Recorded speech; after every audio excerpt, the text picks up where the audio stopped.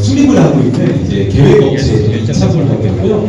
오늘 이제 모아타운 그리고 모아주택 그리고 모아타운에 대해서 조금 주민분들이 이해하실 수 있게 좀 쉽게 설명을 한번 좀 드려보도록 하겠습니다. 모아타운의 도입 배경을 보시죠.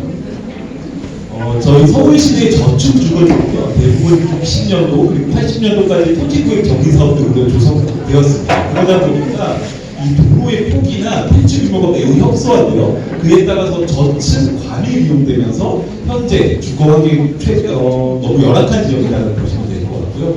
그에 따라서 공원이나 녹지들 휴식 공간이 좀 부족하다라고 보실 수 있겠습니다.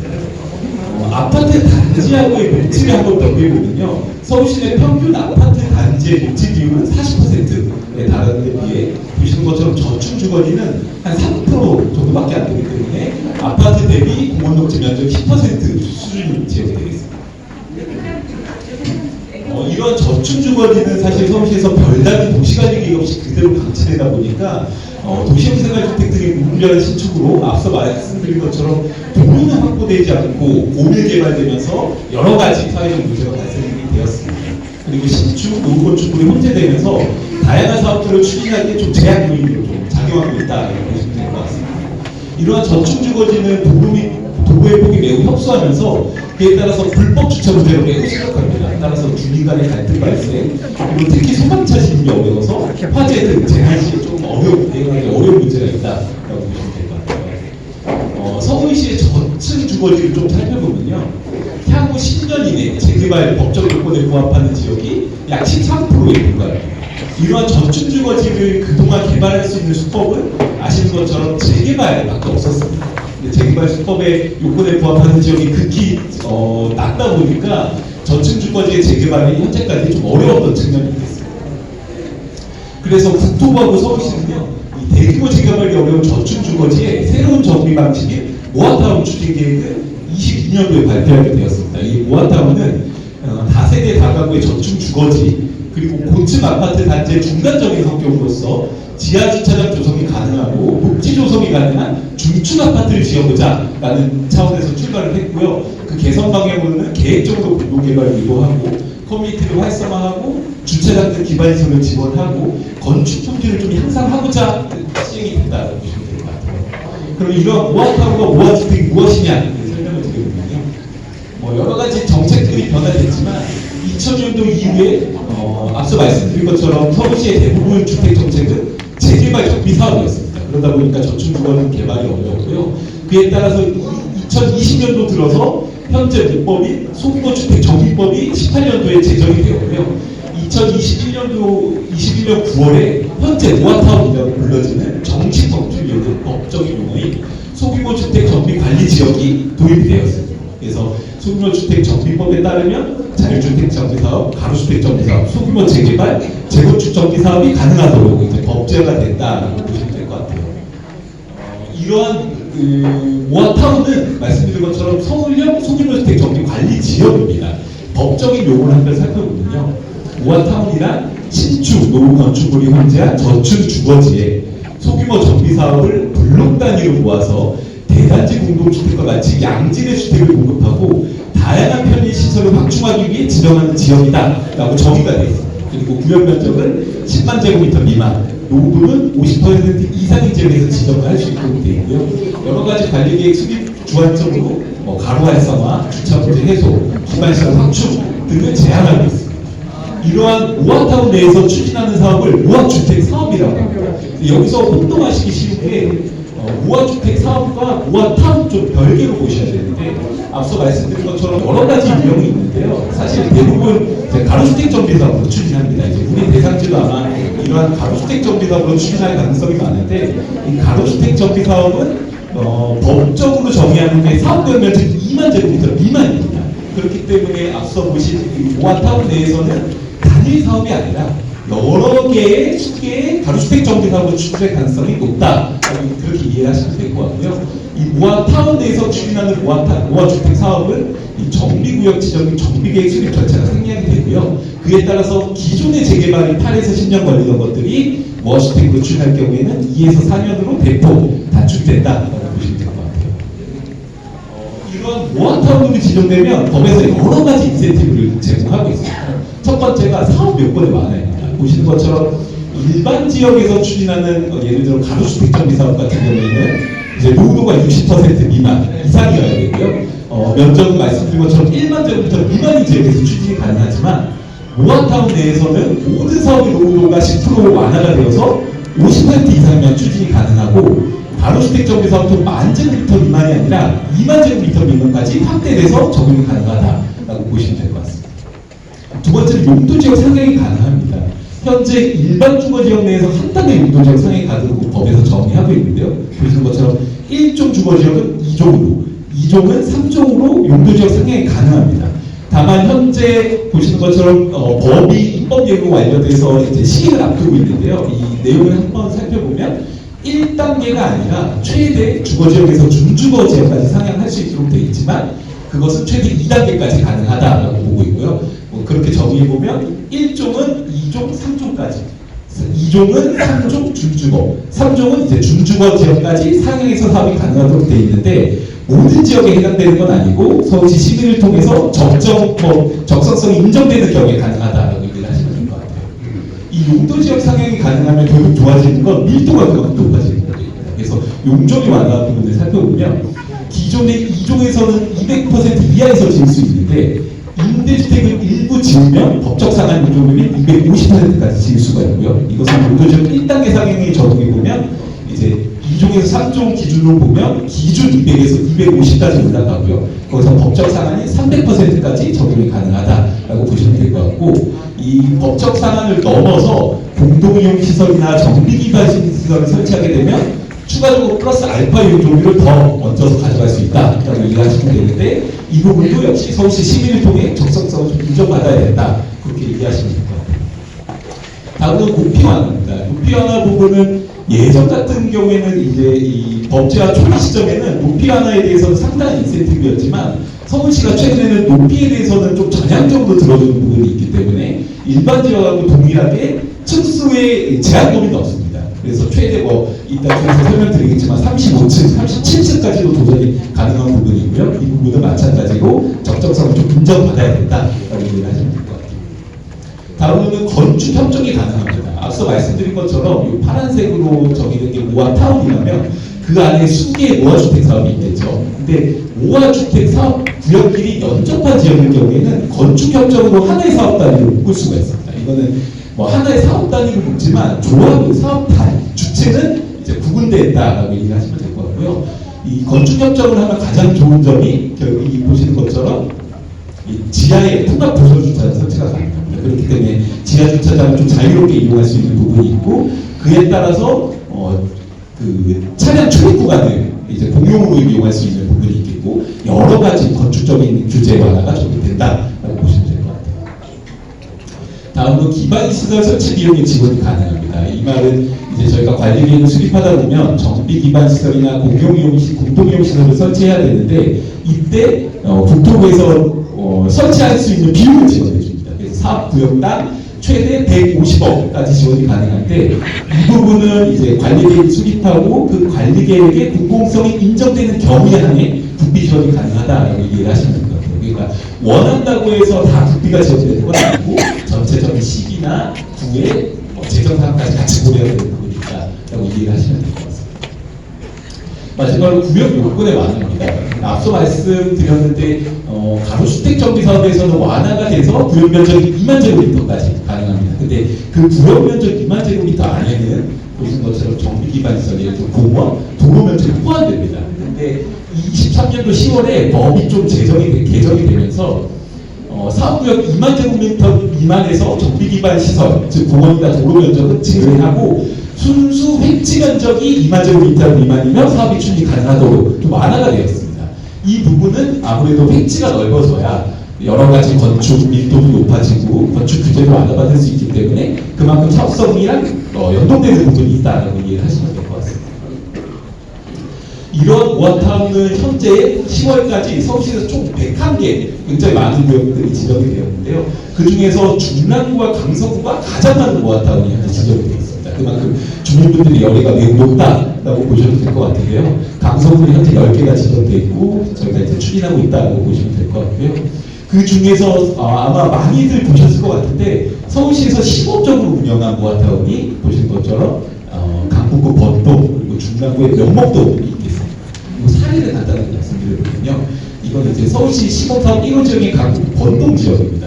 보시는 것처럼 빨간색으로 펼치는 게 모아타운이고요. 그 안에 5개 가주택 정비사업으로 구분이 되어 있습니다. 다만 이 시범타운 같은 경우에는 주민들 간의 의견이 잘 일치가 돼서 한 번에 추진하는 사업이다라고 보시면 될 것 같아요. 그래서 기존에 이렇게 저층 주거지던 것이 마치 하나의 공동주택 단지처럼 최고 35층까지 추진을 하고 있고요. 22년 5월에 관리계획이 수립됐고 사업시행 계획 인가를 거쳐서 올해 착공이 시작을 했습니다. 그럼 관리계획 수립 후 착공까지 21개월 만에 사업을 추진했다. 그만큼 빠른 속도로 사업을 추진하고 있다라고 이해를 하시면 될 것 같아요. 그래서 보시는 것처럼 마치 하나의 사업단위처럼 보여지는 지역이고요. 기존의 450세대가 1240세대까지 증가됐다고 보시면 됩니다. 두 번째 대상지는 중랑구 명목동입니다. 보시는 것처럼 7개, 하나의 모아타운 안에 7개 가주택 정비 사업이 있고요. 마찬가지로 7개 사업구역이 추진되면 이런 조건들을 가지고 있습니다. 다만 이 명목동 같은 경우에는 아직 통합해서 가는 건 아니다 보니까 이 중에 어디 구역이 빠질지 사업의 갈지는 조금 추이 결과를 좀 보셔야 된다는 거고요. 22년 12월에 관리계획을 수립했고 통합심의를 거쳐서 내년 상반기에 사업시행 인가가 예정이 되어 있는 지역이다라고 보시면 될 것 같습니다. 그거에 대한 조건도 마치 이것도 하나의 단지처럼 계획이 가능하다라고 보시면 될 것 같아요. 그럼 어떤 방식으로 추진되냐를 간단하게 말씀드리고 앞서 말씀드린 것처럼 주택 재개발 사업은 평균 8년에서 10년이 소요됩니다. 이것은 정비계획을 수립해서 착공까지 시점이다라고 보시면 될 것 같아요. 그만큼 아주 장기간 추진되는 사업이다라고 이해하시면 되는데 모아타운 같은 경우에는 앞에 번동 사례를 보셨겠지만 정비계획 수립과 조합, 추진 이런 절차가 없습니다. 바로 관리계획 수립이 가능하고요. 관리계획 수립 이후에는 바로 통합시행과 사업시행 인가를 거치게 되고 바로 착공에 들어가기 때문에 앞서 번동은 관리계획 수립부터 착공까지 21개월이 걸렸고요. 관리계획 수립까지는 한 1년 내지 1년 반 걸렸기 때문에 전체적으로 보면 한 3년에서 한 3년 반 정도 굉장히 신속하게 사업을 추진하고 있다. 그렇게 이해하시면 될 것 같습니다. 이런 모아타운은 서울시가 22년도 1월에 정책을 발표하면서 사실 여러 가지 시행착오를 겪었고 지금도 겪고 있는 과정입니다. 그래서 초기의 모아타운은 자치구, 우리 같은 사업체처럼 자치구 공모 방식으로 주도적으로 추진됐습니다. 그러다가 아시는 분들 아시겠지만 올해 7월에 서울시가 정책 방향을 좀 바꿨습니다. 지금까지는 공공주도의 관리계획 수립이었다면 이제는 주민주도의 관리계획 수립으로 전환한다라는 보도자료를 받았습니다. 그거에 따라서 24년 7월에 기존의 공모 방식을 종료하고요 주민제한 방식으로 전환했는데 단서조항으로 24년 7월 31일 이전에 자치구에 신청된 건에 대해서는 추가적으로 공모를 진행하겠다 되어 있고요. 우리 같은 대상지 같은 경우에는 7월 29일 날 신청을 했기 때문에 서울시에서 추진하는 마지막 공모사업 대상지다라고 그렇기 때문에 이 기회를 잘 이용해야 된다고 일단 보시면 될 것 같아요. 그래서 자치구 공모 같은 경우는 뭐가 좋은지 보시면요. 보신 것처럼 공공에서 관리계획을 수립하기 때문에 관리계획 수립 비용을 공공에서 지원하게 됩니다. 다만 주민 제한 방식으로 진행될 경우에는 이거는 이제 관리계획 수립을 이제 주민이 자체적으로 수립해서 서울시에 선정해야 된다. 그 두 가지가 가장 큰 차이점이다라고 보시면 될 것 같아요. 그래서 저희 같은 경우는 공모를 통해서 이제 선정위원회에서 선정이 되면 이제 관리계획 수립 절차에 들어가고 이 관리계획 수립은 관리계획을 수립해서 자문을 거쳐서 공모 그리고 승인 신청하면 서울시 통합시민위원회를 통해서 이제 관리계획이 결정된다. 모아타운으로 선정되면 서울시는 관리계획 수립 외에도 여러 가지 행정적인 지원을 합니다. 보시는 것처럼 대상지이 선정된 이후에 관리계획 수립 비용을 배정을 하고요. 관리계획 수립 단계에서 코디네이터를 파견합니다. 이 코디네이터는 현장에 직접 상주하면서 주민분들에 대한 민원도 해소하고 모아타운의 제도가 어떤지 뭐가 좋아지는지를 연대면으로 다 이제 민원에 대응하는 부분들이 있기 때문에 그런 부분들에 대해서 아마 주민분들이 궁금해하시는 걸 즉각적으로 아마 대응이 가능하다고 보시면 될 것 같고요. 관리계획 수립 이후에도 조합 설립 그리고 향후에 주민이 일부 의견이 있는 경우에도 지속적으로 코디네이터 코디네이터가 갈등을 좀 조정하는 그런 역할까지 서울시가 지금 행정적으로 지원하고 있다라고 이해를 하시면 될 것 같아요. 그래서 여기까지가 사실 서울시가 지금까지 쭉 추진했던 모아타운에 대해서 좀 나름 쉽게 설명을 좀 드렸던 부분인 거고요. 한 가지 더 궁금해하실 것 같아서 요거는 한번 먼저 제가 말씀을 드릴게요. 이 가로주택 정비사업을 추진할 경우에 이제 분양 대상을 정의하고 있습니다. 법에서 이러한 분양 대상을 종전에 건축물 중 주택을 소유하고 있는 분, 그리고 토지 면적이 90제곱미터 이상의 소유자, 그리고 권리가액이 분양용 최소 규모보다 공동주택의 한 가구 추산액 이상인자에 대해서는 당연히 공동주택을 분양할 수 있도록 되어 있고요.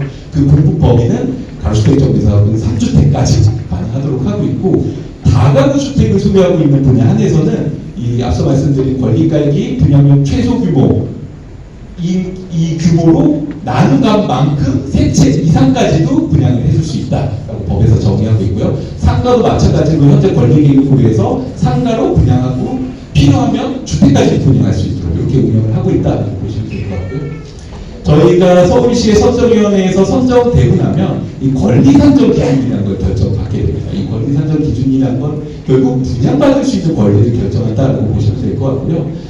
이 권리산정 기준일의 효력은 결국 흔히 말하는 지분 쪼개기를 차단한다고 보시면 될 것 같아요. 그래서 한 권리산정 기준일 다음 날 한 필지를 여러 개의 필지로 분할하거나 단독 다가구를 다세대 주택으로 전환해서 그만큼 소유자가 늘어나는 경우, 그리고 공유 소유의 토지나 건축물을 각각 분리해서 토지와 건축물을 구분 소유하게 되는 경우, 그리고 나대지의 기존의 건축물을 새로 건축하거나 철거해서 다세대 공동주택을 신축하는 경우에는 이 분양 대상이 한 명이다라고 그렇게 큰 범주에서 이해를 하시면 될 것 같아요.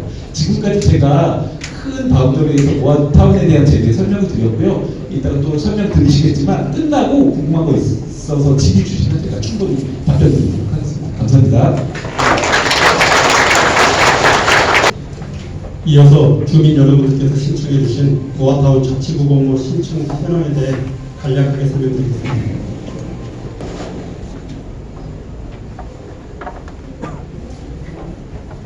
여러분들이 신청해 주신 화곡4동 3개소와 등촌1동 1개소, 화곡 1동 1개소 총 5개소에 대한 모아타운 자치구공모 신청 현황입니다.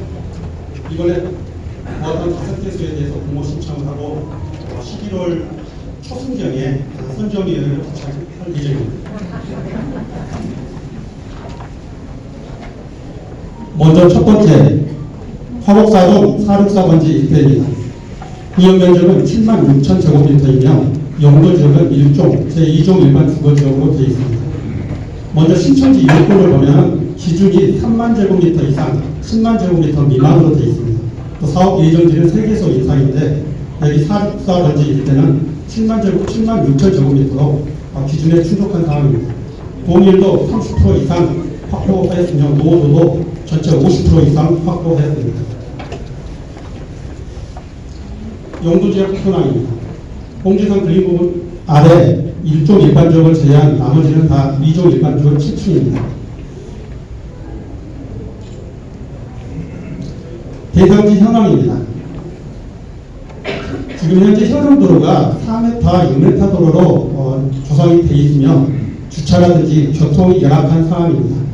주변에 신정 충곡초등학교나 고등학교, 학교가 밀집되어 있습니다.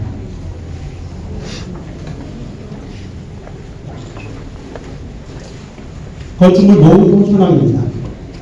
대체로 20년 이상 노후주택이 많이 확보되어 있습니다.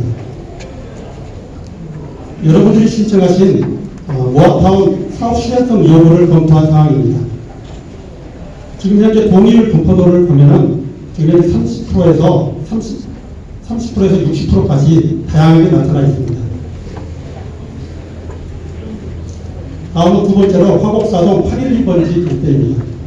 면적은 64,974제곱미터이며 여기도 용도지역은 제1종 일반주거지역, 제2종 일반주거지역으로 구분되어 있습니다. 신청 요건은 면적과 동의를 노후도 다 만족한 상태입니다. 용도지역 현황입니다. 무지개 공원을 제외한 나머지는 2종 일반 주거지역 7층으로 되어 있습니다. 인접하여 남부 시장에 접해 있으며 일부 남부 시장에 집행인 PP는 구역에서 제척되어 있습니다. 대상지 현황 사진입니다.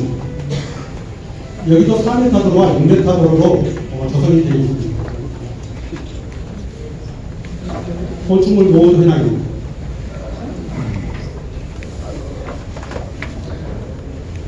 모아타운 사업 추진성 지역입니다. 주민 동의를 현황입니다.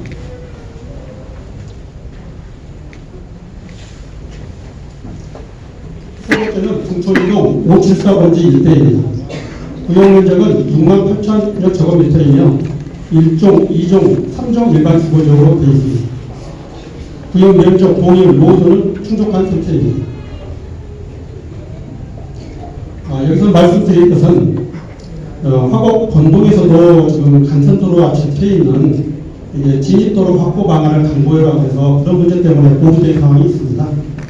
여기 지금 화곡 사동 등촌 이동 모아타운 공업 신청에서는 일부 진입도로 확보 계획을 했습니다만 도움이라도 좀 미진한 부분이 있어서 이 부분에 대해서 좀 검토가 필요한 걸로 판단합니다. 용도지역 현황입니다. 대상지 현황입니다. 건축물 노후도 현황입니다.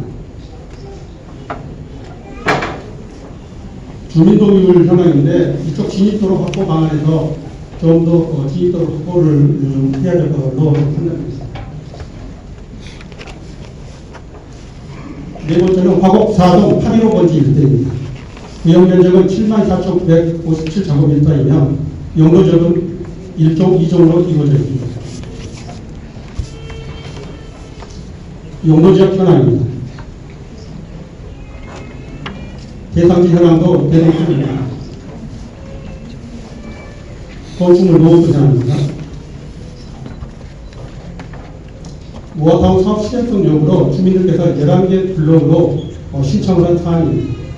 참고로 이 4블록은 조합설 인가가 완료되어 있는 사항인데 관리계획 대상지로 선정되면 관리계획 수립을 통해서 구역을 확장할 수 있는 그런 계획을 수립할 수 있습니다. 전체적인 화곡 4동, 등촌 2동의 가로 주형 고전차 현황입니다.